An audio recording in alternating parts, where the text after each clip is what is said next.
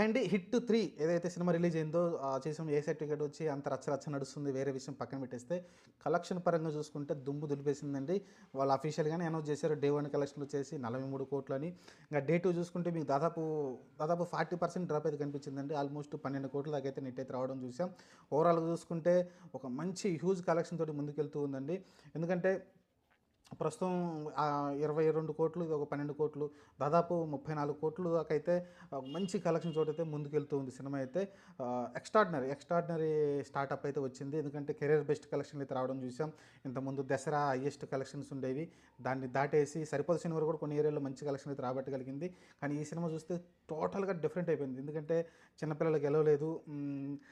Minimum age అయితే ఉండాల్సి ఉంటుంది. అలాంటి సిచ్యువేషన్‌లో ఈ సినిమా అయితే రిలీజ్ అయింది. చాలా ఎక్కువ బ్లడ్ ఉంది. అలానే కొన్ని బూత్ పదాలు కూడా ఎక్కువ వాడారు ఈ సినిమాలో. దాని కారణంగా అయితే ఏ సర్టిఫికేట్ రావడం చూసాం. అయినప్పటికీ ఈ సినిమా అయితే హ్యూజ్ లెవెల్ అయితే ముందుకెళ్తుందండి. స్పెషల్లీ తెలుగే మళ్ళీ మిగతా లాంగ్వేజెస్ కూడా అంత ఆకర్షించిన అంటే ఆశించిన స్థాయిలో కలెక్షన్ అయితే రాలేదు. హిందీ కానీ లేకుంటే తమిళ్ నుంచి కానీ కన్నడ నుంచి కానీ ఎక్కడ రాలేదు.